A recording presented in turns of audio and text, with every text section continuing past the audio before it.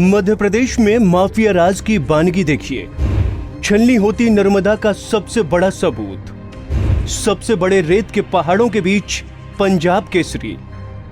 यहाँ पर रेत को लेकर बहता है लोगों का खून।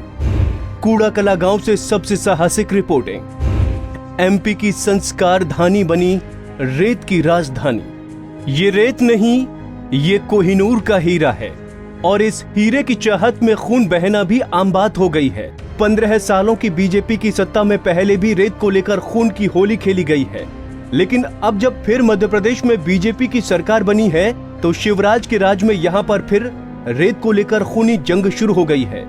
मध्य प्रदेश के तमाम जिलों में रेत माफिया का बोलबाला है। कहीं पर सत्ता पक्ष रेत माफिया को संरक्षण दे रहा है तो कहीं खुद सत्ता से जुड़े नेता ही रेत माफिया बन बैठे हैं। मध्य प्रदेश के जबलपुर की भी यही कहानी है, जहां पर ऐसा लगता है कि इस जिले में न एसपी है, न कलेक्टर है, न ही कोई अधिकारी है। यहां पर तो सिर्फ बीजेपी के नेताओं का राज है, जो मनमर्जी से अपनी खुद की सरकार अपने इलाके में खुद चला रहे हैं और इनको रोकने वाला कोई नहीं है। हम आपको इस ग्राउंड रिपोर्टिंग में वो कहानी बताने जा रहे हैं जो शिवराज सरकार की हकीकत को बेपर्दा कर देगी। मीटिंग में बैठकर शिवराज सिंह माफिया पर कड़ी कार्रवाई का आदेश देते हैं, लेकिन उनके ही अफसर, उनके ही नेता रेत माफिया को खुलेआम संरक्षण देते हैं।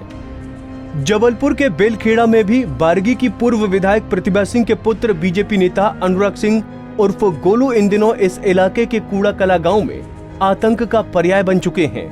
रेत के वर्चस्व की लड़ाई को लेकर पिछले दिनों वो इस गांव में 100 से ज्यादा बदमाशों को लेकर पूरे गांव का ही सफाया करने पहुंच गए थे। जाओ तो बंदूक लेके गोली चल रही, वीडियो बनाओ।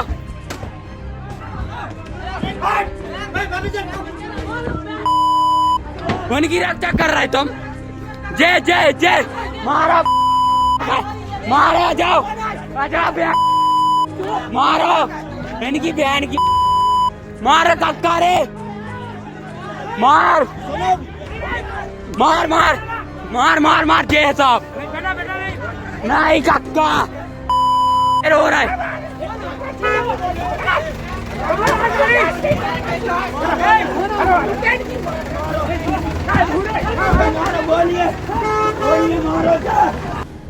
लेकिन गांव वालों ने इनका मुकाबला किया और पुलिस ने रेत माफिया का साथ दिया और उसको यहां से फरार करवा दिया। कूड़ा कला गांव की इस सच्चाई को जानने के लिए पंजाब केसरी की टीम जबलपुर से 65 किलोमीटर दूर इस गांव पर पहुंच गई। इस गांव में पूरी तरह से सन्नाटा पसरा हुआ था। मुख्य मार्ग से इस गांव से जब तक प्रवेश करते तो यहाँ प्रवेश करना भी बेहद मुश्किल काम था। इस रास्ते में जगह जगह रेत माफिया के गुर्गे खेतों में छुपे हुए थे, लेकिन हमने पत्रकारिता धर्म को निभाते हुए और गांव वालों की आवाज उठाने के लिए अपनी जान जोखिम में डालकर इस गांव में प्रवेश करने का फैसला ही कर लिया। टूटी फूटी सड़क से मुख्य मार्ग से 5 किलोमीटर का सफर हमने करीब 45 मिनट में किया। सड़क इतनी खराब थी कि आसानी से हम यहाँ पहुँच नहीं सकते थे, लेकिन हम अपने दोपहिया वाहन से जब यहाँ पहुँचे तो लोग घरों में दुबके हुए थे। 2-4 पुलिस वालों का घटना के बाद से ही पहरा था। हम यहाँ पर लड़ाई की जड़ को देखना चाहते थे कि आखिर यहाँ पर ऐसा क्या था कि जिसको लेकर एक पूरे गांव का ही सफाया करने का रेत माफिया ने फैसला कर लिया। हम उन रेत के पहाड़ों की ओर पहुंच चुके थे। गांव वालों की सहायता से हम उस रेत के पहाड़ पर पहुंच चुके थे। ये ढेर नहीं था, यहाँ कई पहाड़ रेत से ही बना दिए गए थे। ये रेत पूरी तरह से अवैध था, क्योंकि यहाँ पर किसी को भी रेत का ठेका नहीं दिया गया था। ये जो आप रेत के पहाड़ देख रहे हैं, यही लड़ाई की जड़ थी। हमने यहाँ पर उस शख्स से भी बातचीत की जिससे पहला विवाद गोलू से हुआ था। जबलपुर से करीब 65 किलोमीटर दूर पंजाब केसरी की टीम पहुंची है उस कूड़ा कला गांव में, जहां पर लोग दहशत में हैं और दहशत देने वाली है ये रेत। आप जो देख रहे हैं ये रेत का ही विवाद था। बरगी की पूर्व विधायक प्रतिभा सिंह के पुत्र अनुराग सिंह उर्फ गोलू, जो कि रेत का व्यापार करते थे, यहीं से रेत का परिवहन होता था और इसी को लेकर गांव वालों से विवाद बढ़ा और एक हफ्ते पहले की जो घटना करीब घटित हो चुकी है, रात को जो गोलीबारी हुई, उसके बाद ये जो तस्वीर निकल के आ रही है उसकी ग्राउंड रिपोर्टिंग करने के लिए मैं पहुंच चुका हूं। हालांकि शायद ये पहली मीडिया होगी जो यहां पर पहुंची है और ग्राउंड जीरो से रिपोर्टिंग कर रही है। एक बिकरू गांव था कानपुर का, ठीक कूड़ा कला गांव उसी की तर्ज पर यहाँ विकसित हो रहा है और विकास दुबे शायद गोलू सिंह अब बनते जा रहे हैं, क्योंकि बेहद दहशत में यहाँ के लोग हैं। अब झुंड देखेंगे रेत के तो आपको समझ में आएंगे कि रेट जो हैं जिस तरह से बढ़ रहे हैं, उसको लेकर व्यापार में सबसे ज्यादा रेत का ही बोलबाला होता जा रहा है और इसके लिए लोग क्या कुछ नहीं कर रहे हैं। और खूनी जंग जब शुरू हो जाती है तो आप समझ जाइए कि गांव में क्या दहशत का माहौल बन जाता है। हम जब यहाँ पर इंटर करते हैं तो करीब हमको पौन घंटे का समय लगता है। घटना वारदात को अंजाम देने के बाद गोलू सिंह और उसके साथ 70 से ज्यादा जो बदमाश थे वो यहाँ से फरार हो जाते हैं, या यूं कहें हम पहले ही बता चुके हैं कि बेलखेड़ा थाना प्रभारी लक्ष्मीकांत तिवारी के रहमो करम से फरार करवा दिए जाते हैं। मुख्य विवाद क्या था, कैसा हुआ, उस घटना के जो खुद साक्षी हैं लाल सिंह हमारे साथ मौजूद हैं, हम उनसे पहले बात करते हैं। लाल सिंह, हुआ क्या था उस दिन की घटना, आपके मन में कहां से उपजी? सर ये क्या है कि हम लोग ट्रैक्टर से रेत डाल रहे थे, कीचड़ था, कीचड़ में उनने बोला कि चलो ट्रैक्टर से करो। हम लोग ट्रैक्टर से करने लगे, वही 500-600 रुपये देते थे, 600-700 जो है। अब 2 दिन बाद मौसम खुल गया, उनने अपनी 210 दोनों नर्मदा में घाट पे उतार दी, अपने हाईवा ले जाने लगे। तो हमने बोला कि नहीं भैया, हम लोगों को 200-400-500 आदमी बाहर से आ गए, हम उनको रोजगार चाहिए। कोरोना की वजह से शहर में काम नहीं, 100-200 जो बच रहा है, इससे हम लोगों का रोजगार चल रहा है जी।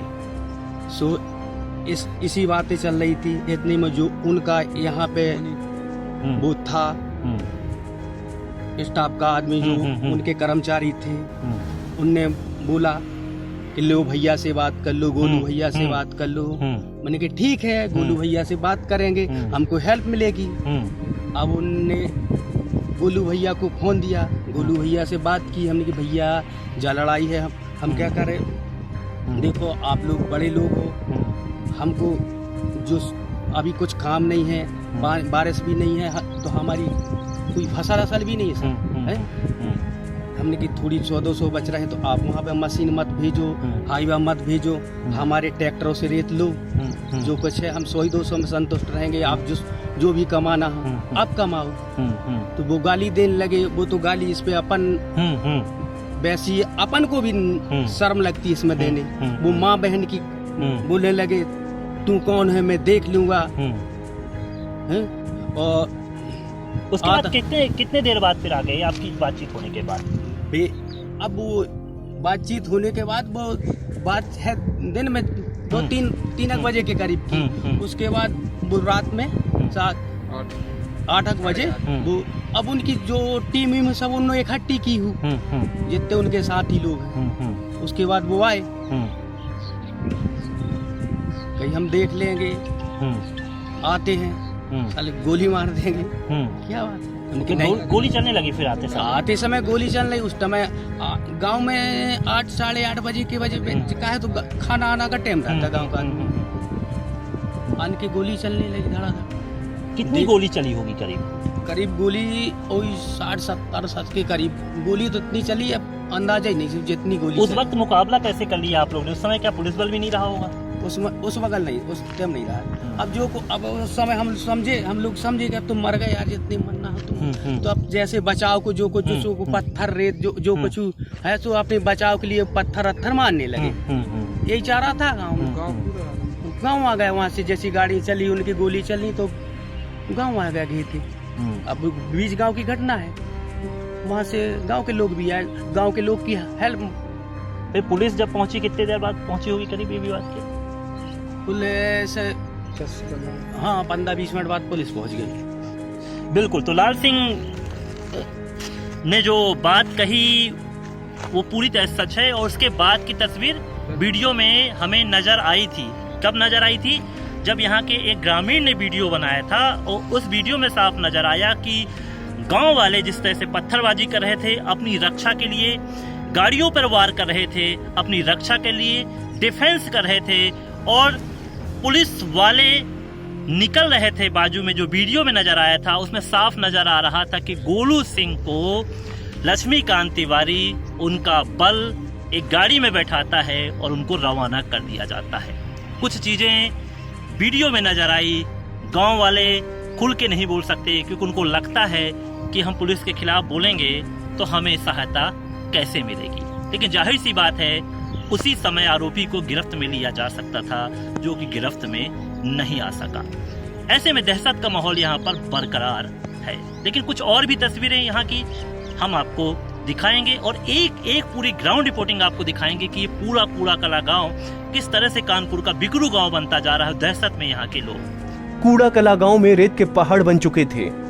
हम इसकी जड़ तक पहुंचना चाहते थे, लिहाजा हमने गांव वालों की सहायता से उस जगह पर भी पहुंचने की इच्छा जाहिर की जहां से रेत निकाली जाती है।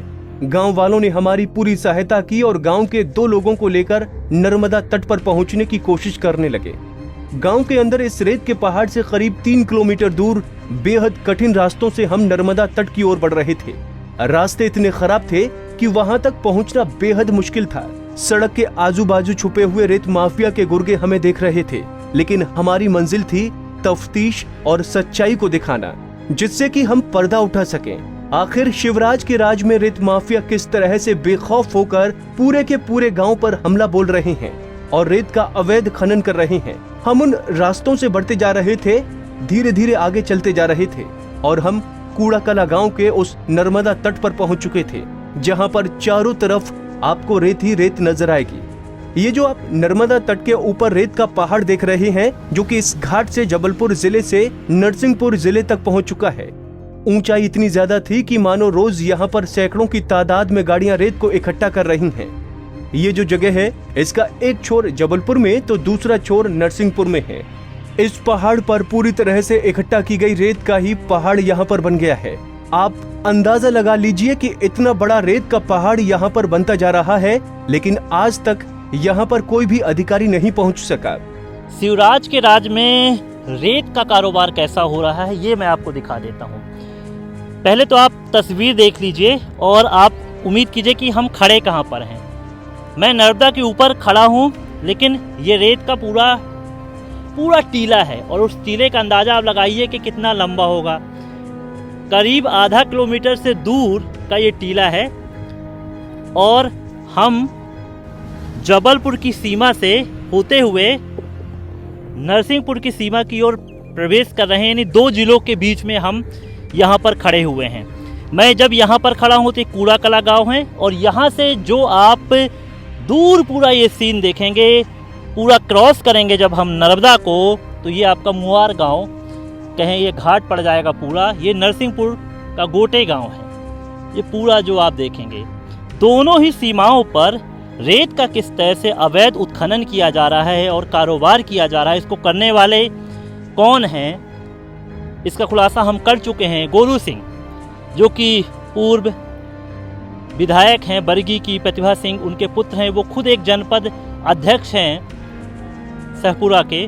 उसके बावजूद जैसे ही सरकार आती है बीजेपी की, ये पूरी तरह से यहाँ पर खनन शुरू हो जाता है और इसका कारोबार होता है। और इसी की परिणति थी जो कूड़ा कला गांव में पूरा ये घटनाक्रम हुआ। मैं संदीप कहूँगा एक बार फिर दिखाएंगे कि ये किस तरह से दूर दूर नर्मदा का पूरा घाट आप देख रहे हैं और रेत का पूरी निकासी यहाँ से की जा रही है और मैं टीले पे बैठा हुआ हूँ। ये पूरा, अगर हम यहाँ पर बैठें आपको अंदाजा नहीं होगा। अगर हम बैठ के भी पूरा यहाँ सीन आपको दिखाना चाहें, हम कैमरामैन कहेंगे बैठ के वो पूरा सीन यहाँ से दिखाएं कि पूरा जो हम यहाँ से देखेंगे कि ये आपको एक दूर का पूरा घाट आपको नजर आ जाएगा। तो जाहिर सी बात है कि लगातार यहाँ छोटे मोटे व्यापारियों का काम चल रहा था, लेकिन एक बड़े व्यापारी ने जब दस्तक दी राजनीतिक रसूख के चलते, तो ये विवाद उपजा। ऐसी और भी तस्वीरें, ऐसे और भी खुलासे मध्य प्रदेश की इस धरती पर क्या हो रहा है, किस तरह से खून खराबा हो रहा है इस रेत को लेकर। मैं इस जबलपुर का जिक्र बार बार इसलिए करता हूं कि ये रसूखदारों का पूरा शहर है।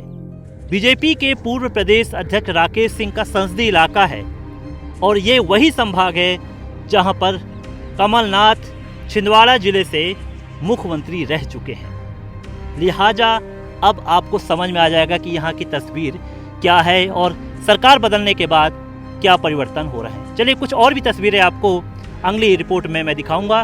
गांव के लोगों से भी हम बात करेंगे घटना के बाद क्या दहशत हुई है। कूड़ाकला गांव में गोलीबारी की घटना के बाद पूरी तरह से सन्नाटा पसरा हुआ है।